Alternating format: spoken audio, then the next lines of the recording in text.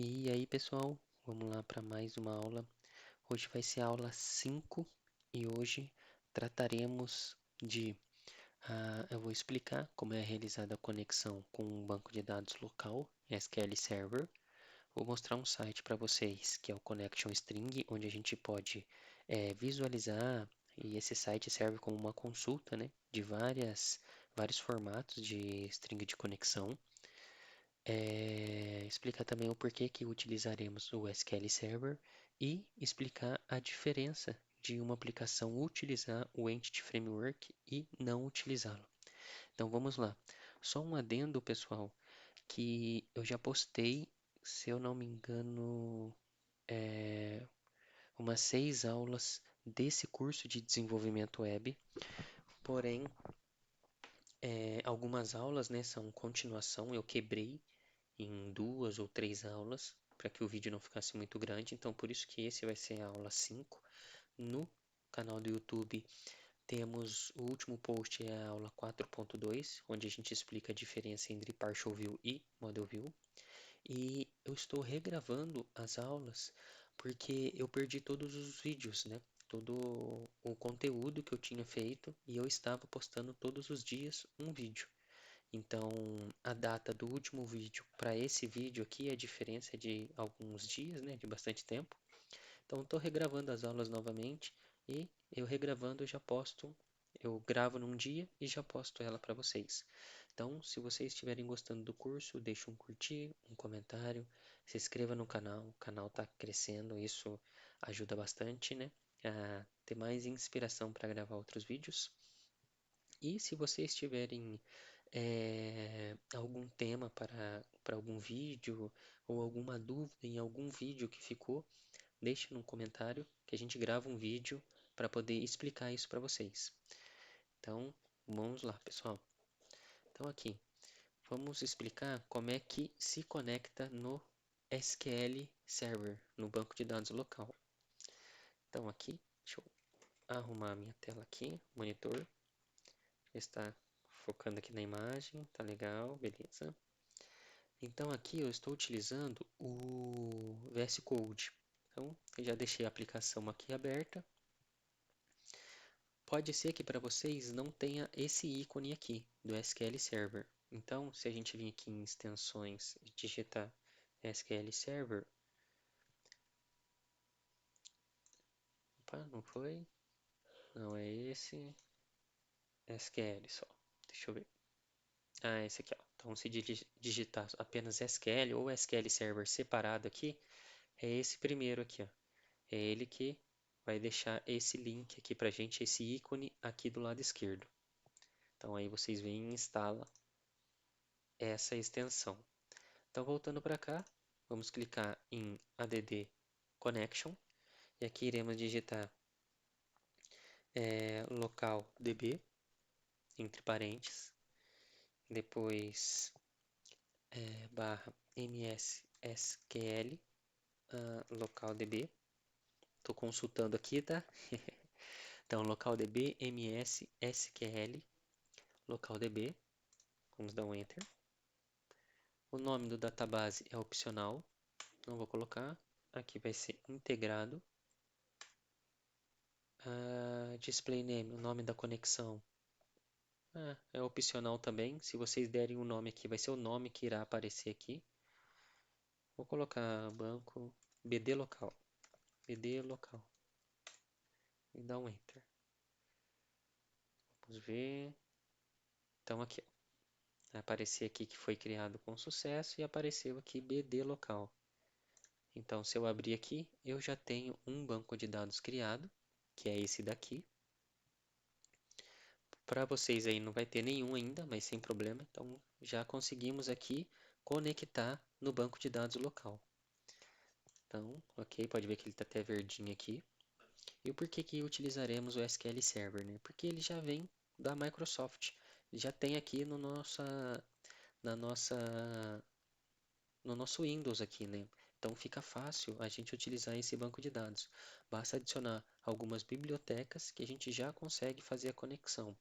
Como vocês podem ver, aqui eu não precisei instalar nada para poder me conectar nesse banco de dados aqui. né? Eu apenas passei a string local da nossa máquina.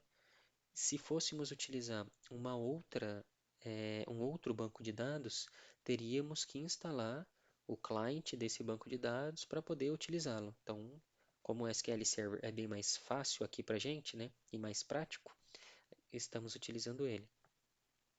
Então, eu vou mostrar aqui agora para vocês o site do Connection String. Vou abrir ele aqui para mostrar para vocês. Então, nesse site aqui, pessoal, como vocês podem ver, ó, tem vários tipos de banco de dados. Então, se a gente vir aqui em MySQL, por exemplo, então aqui tem vários tipos de connection string que podemos utilizar dentro do código, né, para que a gente consiga se conectar no MySQL, que é esse caso aqui que eu selecionei. Então tem, ó, utilizando as bibliotecas, o LDB, o DBC, ou utilizando esse Whopper aqui. Então tem várias formas aqui e vários bancos de dados. Tem até Excel, ó, se a gente quiser fazer, né, uma leitura em um Excel como se fosse um banco de dados, uma tabela de um banco de dados também conseguimos fazer isso. Então esse é o site, é bem legal, porque string de conexão como é extensa, raramente a gente consegue guardar isso, né, na memória. Então esse site aqui é muito bom para que a gente consiga achar de forma rápida a string que estamos precisando. Então, pessoal, um outro ponto aqui que eu coloquei para explicar para vocês nessa aula também é a diferença de uma aplicação utilizar o Entity Framework e não utilizá-lo. Eu criei aqui uma aplicação simples, é uma API que eu criei. Então, só tem esses dois arquivos aqui, esses três arquivos, né, ó, com Entity Framework, sem Entity Framework, e essa classe chamada Entity aqui, que só tem um ID, né? Então, vamos lá, sem utilizar o Entity Framework. Então, na nossa aplicação, se fôssemos fazer a parte do CRUD ali da nossa aplicação, se não utilizarmos o Entity Framework, que é um framework que nos auxilia nessa conexão com o banco de dados, teríamos que utilizar dessa forma aqui ou algo parecido com isso, né? Que seria o quê? Então, por exemplo, aqui eu criei uma string de conexão, coloquei vazia, que não importava o que colocar aqui, como é só um exemplo, né? Então aqui tem uma função chamada select async. O que ela recebe? Recebe aí uma carry, né, que é o nosso select. Aqui tem o SQL connection, onde ele está instanciando o SQL connection e aqui embaixo o SQL command. Então aqui eu estou passando para o command, né, a nossa carry que está vindo aqui do argumento e a nossa conexão que está vindo aqui de cima. E aqui dentro eu teria que abrir a conexão. Nesse caso aqui, como é um select, criei um data table, armazenei o conteúdo do da carry que está sendo executada aqui, ó. Então essa linha aqui, esse pedacinho de código executa a nossa carry. Depois eu fecharia a conexão e retornaria o data table, esse para o select. Para o insert, aqui seria a mesma coisa, essas duas linhas aqui de cima, porém eu teria que abrir a conexão também aqui, né? Dar um execute no carry, que ele ia executar essa carry aqui no banco de dados e depois fechar a conexão. Isso se repetiria para o update e para o delete também. Então aqui ficamos com mais ou menos aí 54 linhas, né? Para fazer todo o CRUD da nossa aplicação. Agora, se estivéssemos utilizando o Entity Framework, como isso ficaria? Então aqui, ó, com o Entity Framework, a gente herda do DB Context, né? Então, assim, pessoal, aqui é só um exemplo. Eu não faria dessa forma aqui, né, tudo em um único arquivo, a implementação do Entity Framework. Eu separaria tudo em interfaces para que a gente não fique com o código muito acoplado, né? Então, vamos lá. No curso eu vou mostrar isso para vocês. Então, aqui, ó, eu criei essa classe com Entity Framework, que eu estou passando é um tipo genérico, então esse contexto aqui, ele pode tanto inserir vários tipos de entidades na nossa tabela. Então, por exemplo, se a gente tem duas tabelas, uma pessoa e uma carro, Então, dentro da pessoa, quando fôssemos instanciar dentro do repositório da pessoa, quando fôssemos utilizar o contexto, passaríamos, aqui ao invés de ter ent, passaríamos o pessoa ou o carro. E isso nos ajuda aqui a não ter repetição de código. Então, essa classe aqui, ela recebe qualquer tipo de entidade. Pode ser carro, pode ser pessoa e assim por diante.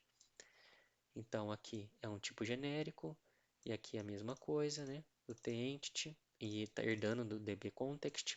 Eu criei aqui uma variável global do tipo db7, que também tendo um tipo genérico, uma entidade genérica. E como ficaria nosso select? Eu chamaria o db7 e um toListAsync. Isto retornaria para a gente uma lista do tipo, e que tipo, né? Que seria essa lista? Do tipo que a gente estiver instanciando. Por exemplo, se tivéssemos aqui como eu disse, uma classe, um repositório pessoa, quando instanciássemos essa classe, passaríamos aqui a nossa classe pessoa. Então, assim, o que retornaria aqui? Uma lista de pessoas, né? É que aqui está bem genérico. Então, o insert passaríamos a entidade, pode ser qualquer. Aqui colocaríamos o add_sync e o save changes. Então, toda vez que a gente vai inserir, atualizar ou deletar algo do banco utilizando o entity, temos que passar o save changes, porque senão ele não salva essa manipulação dentro do banco de dados. Então, aqui ó, o update, a mesma coisa, db7 update, e o remove, a mesma coisa, passando aqui o tEntity. Então, aqui deu 32 linhas. Fora que ficou muito mais fácil aqui, muito mais legível também o nosso código e mais enxuto, comparado com a versão aqui sem o Entity Framework. Então essa é a facilidade que o Entity nos dá. Utilizar menos código para que a gente consiga ter o mesmo resultado que utilizando apenas o client aqui no nosso banco de dados. Então é isso aí, pessoal. Espero que vocês tenham gostado. Deixe um comentário, se inscreva no canal. O canal ainda é pequeno e está crescendo aos poucos. Eu espero que os vídeos que estamos fazendo aqui ajude vocês de alguma forma a criar um portfólio ou a entender algumas coisinhas diferentes, né? Às vezes a gente explica, né, de uma forma diferente, onde as pessoas assim consigam entender. Então, caso ficou com alguma dúvida, deixe aqui nos comentários, deixe um curtir, se inscreva no canal e até a próxima.